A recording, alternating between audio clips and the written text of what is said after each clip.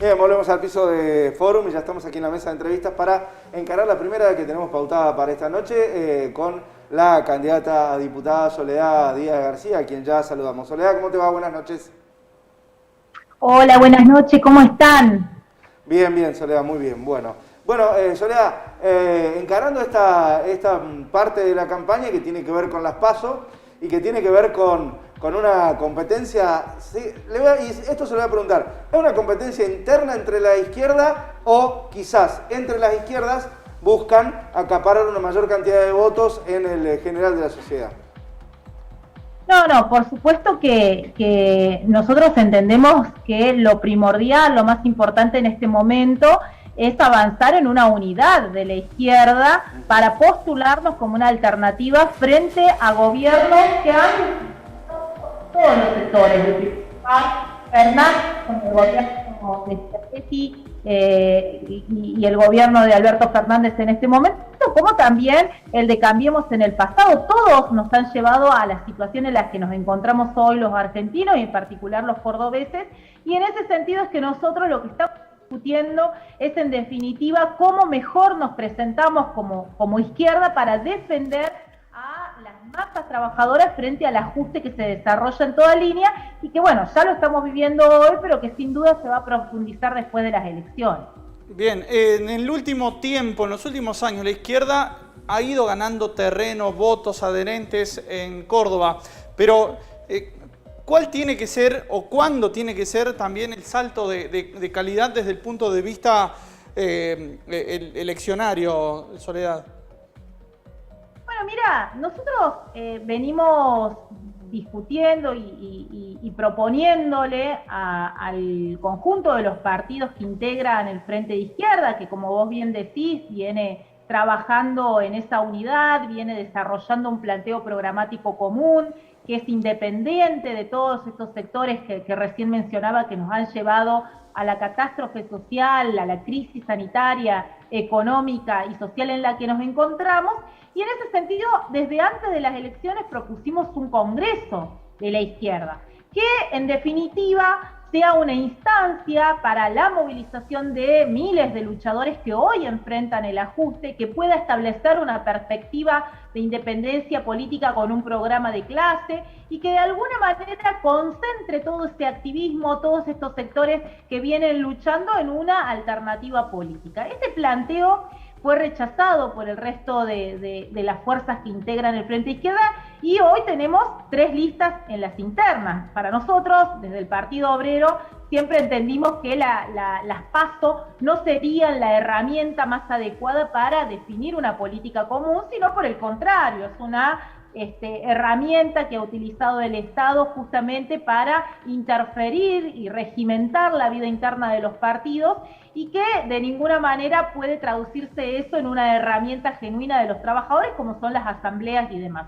No obstante, nosotros nos hemos dado a la tarea de construir desde las organizaciones sociales en los barrios, desde el polo obrero, asambleas importantísimas que han concentrado alrededor de 1.500, 500 o 600 de vecinos de los barrios que han entendido la necesidad justamente de romper con el aparato punteril, con la prebenda y el clientelismo que muchas veces a la hora de las elecciones implica el voto, y en ese sentido hemos incluso este último jueves pasado desarrollado un acto de más de 9.000 personas en la ciudad de Córdoba. Creo que son instancias muy importantes que lo que hacen justamente es demostrar cómo, arraigándonos a esos métodos que son genuinos de los trabajadores, que plantean una alternativa política, podemos nosotros darle el protagonismo a la izquierda que necesitamos, porque esa es la unidad que nosotros buscamos para justamente presentar una alternativa que sea verdaderamente una defensa de los intereses de todos los trabajadores que cada vez se encuentran en una situación más de pobreza, de desocupación, de ataque a las condiciones laborales, de precarización laboral y por supuesto todo esto signado también por una pandemia que bueno, ya nos encuentra al filo de una tercera ola con esta variante Manaos, que bueno, ya sabemos que los trabajadores, si no pagamos las consecuencias en términos sanitarios, las pagamos también en términos sociales. Soledad, el presidente Alberto Fernández dijo ayer, a raíz de todas las consecuencias que le generó este tema de la foto en Olivos, que a él no lo iban a ver como si se lo había visto a Macri, arrodillado frente al Fondo Monetario Internacional. Cuando Alberto dice eso, habla con la verdad, ¿ustedes le creen? ¿Es real que estos acuerdos que hace o que se están intentando cerrar no son tan duros como los que se acordaron antes? No, por supuesto que lo que nosotros tenemos que manifestar respecto de esto es que este gobierno dijo que venía a terminar con el ajuste macrista, que venía a llenar la heladera de los trabajadores, a poner plata en el bolsillo de los argentinos, a devolvernos el asado de los domingos, y la realidad es que asumió en el gobierno llevando adelante un robo histórico al ANSES con este ataque a la movilidad jubilatoria que, bueno, va en consonancia con los planes que exige el Fondo Monetario Internacional para continuar pagando la deuda externa. Entonces, si empezamos desde ahí, ya podemos decir que miente cuando no plantea justamente que arrodillarse es lo primero que hizo al asumir en el gobierno. Después, bueno, se vino toda la política sanitaria que se ha dado. Hoy todavía en la Argentina tenemos un 16% de la población que tiene las 2 vacunas, el resto todavía está esperando o la segunda dosis y en muchos casos las 2 dosis, es decir que no se ha avanzado en una inoculación del conjunto de la población cuando ya estamos al borde de una tercera ola, y esto tiene que ver fundamentalmente con el ajuste que se desarrolló también a la hora de atender la asistencia sanitaria de la población. Los fondos que se invirtieron para la adquisición de las vacunas fueron bastante reducidos en comparación incluso con otros países, y bueno, los resultados están a la vista, más de 100.000 muertos en la Argentina a causa del COVID, ni qué hablar de la política que se ha dado respecto del empleo. Bueno, se sacó un decreto de prohibición de despidos y suspensiones, mientras por cuerda separada los Techín, Coca-Cola y todos estos sectores amigos del gobierno, de grandes empresas, cobraban a tapé, tenían subsidios y exenciones impositivas mientras despedían, y bueno, con lo cual hoy tenemos en la Argentina más de 1 millón de despidos. Todas estas son políticas que se desarrollan en torno a las exigencias y al cumplimiento estricto de un libreto que establece el Fondo Monetario Internacional. En ese sentido, nosotros lo planteamos con toda claridad. No hay grieta respecto de la política de pago de la deuda externa con el hambre del pueblo que ha desarrollado tanto Alberto Fernández como el gobierno de Cambiemos. Nosotros, en ese sentido, lo que planteamos es justamente establecer una salida propia de los trabajadores, que no caiga en el cuento de vamos a votar a uno para sacarnos de encima al otro, y la historia siempre se repite y los que terminan en condiciones cada vez peores de vida son el conjunto de la población trabajadora. Soledad, a veces yo la escucho y en su discurso tiene algunas posturas que también adopta el macrismo, el PRO, candidatos y adherentes a Juntos por el Cambio. Digo, ¿cómo se hace desde esa posición para atraer a aquellos votantes kirchneristas que, bueno, hoy están desencantados con este gobierno?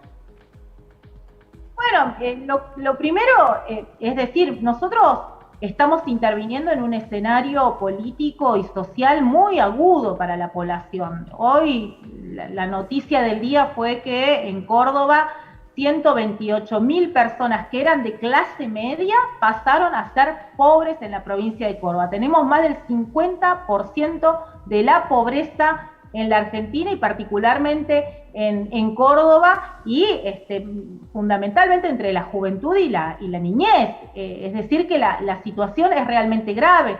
El 50% de lo que ganan los trabajadores se va al pago de los alimentos, o sea, a la adquisición de alimentos, porque bueno, la inflación también ha llevado los precios por las nubes mientras los salarios no se han actualizado, y muchos de estos trabajadores que antes eran de clase media y hoy son pobres, tienen trabajo, están ocupados, y el principal problema es justamente el trabajo precario, bueno, y el avance de la desocupación y el trabajo por cuenta propia, monotributo, o la precariedad laboral en general.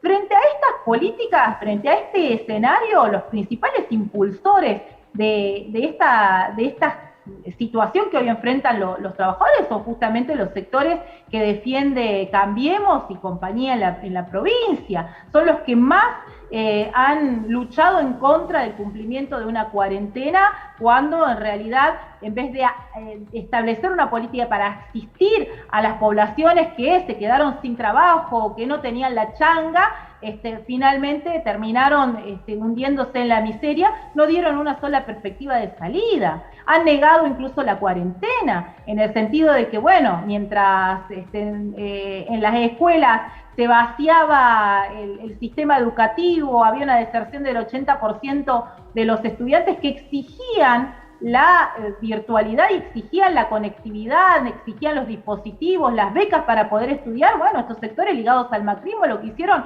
es todo lo contrario, es defender una presencialidad sin ninguna condición, negando incluso la pandemia. Es decir, nosotros no tenemos nada que ver con Cambiemos en ese aspecto. Lo que justamente estamos planteando es que tiene que haber una delimitación de ambos sectores, porque en definitiva defienden un programa común, que es un programa de ataque a las condiciones de vida de las masas trabajadoras en función de continuar pagando la deuda externa y llevando adelante los planes ajustadores del Fondo Monetario. La última de mi parte, Soledad, ¿cómo se hace para, en un país que hoy tiene un déficit de productividad importante, seguir sosteniendo la gran cantidad de asistencia social que se reclama o que necesita los niveles de pobreza que tenemos en el país, sin seguir aumentando el déficit primario, el déficit de la balanza comercial? Digo, ¿cómo se puede sustentar económicamente algo como lo que usted planteaba recién, de darle asistencia a los que menos tienen, que lo necesitan, no hay ninguna duda? No, bueno, lo primero que tenemos que aclarar es que no existe tal asistencia económica a los sectores más vulnerados por esta crisis económica, social y sanitaria. Todo lo contrario, desde el gobierno acaban de anunciar que durante 2021 se ha logrado un superávit fiscal, un ahorro fiscal, que bueno, todo indica, e incluso así lo dicen los números, proviene de un recorte a la asistencia. La única asistencia que recibieron los trabajadores en situación de desocupación el año pasado fue una IFE de 2 meses de 10.000 pesos cada mes, es decir, que desde el vamos la asistencia a estos sectores no existió. Hoy tenemos planes que están por debajo de los 15.000 pesos y que por supuesto no alcanzan para cubrir ni siquiera la canasta de la indigencia. Más allá de eso, también tenemos que hablar del ahorro que implican incluso los salarios, que en promedio no superan los 67.000 pesos, que es lo que se necesita para no ser pobre en la Argentina. Es decir, que es muy limitada la política social que ha desarrollado el gobierno, es el primer lugar en donde se ha recortado y las consecuencias están a la vista. Nosotros tenemos en la Argentina un 50% por debajo de la pobreza. Lo que nosotros planteamos es muy concreto. Nosotros tenemos que primero partir de la base que hay que frenar la sangría de los despidos que se hacen a plena luz del día y con absoluta complicidad de los gobiernos que dejan hacer a las empresas. Por eso lo que planteamos es un seguro al desocupado de 40.000 pesos que de alguna manera también va a revertir esa situación. Planteamos, en el caso de la desocupación, el reparto de las horas de trabajo y el control obrero de toda fábrica o empresa que cierra y despide. Los principales custodios de esos puestos de trabajo siempre van a ser los trabajadores. Bueno, esa política no se ha desarrollado, ninguna sanción han recibido las grandes empresas que se dedicaron a despedir en el último periodo. Y por otro lado, lo que planteamos también es la necesidad de establecer una salida para el conjunto de los trabajadores, rechazando el pago de la deuda externa y los acuerdos con el Fondo Monetario. Soledad, te agradecemos el contacto, como siempre. Muchísimas gracias. Gracias a ustedes. Ahí estaba, la precandidata a diputada nacional por el Partido Obrero dentro de la unidad del Dentro de la Frente unidad del Trabajador. Frente de la Izquierda, que, Exacto. convengamos, va a terminar formando una lista Sí, sí. después entre los tres candidatos, ¿no? Veremos también con la ley de cupo y todo cómo se ordena eso. Sí, también, sí, ¿no? por esa novena banca, ¿no? Dentro del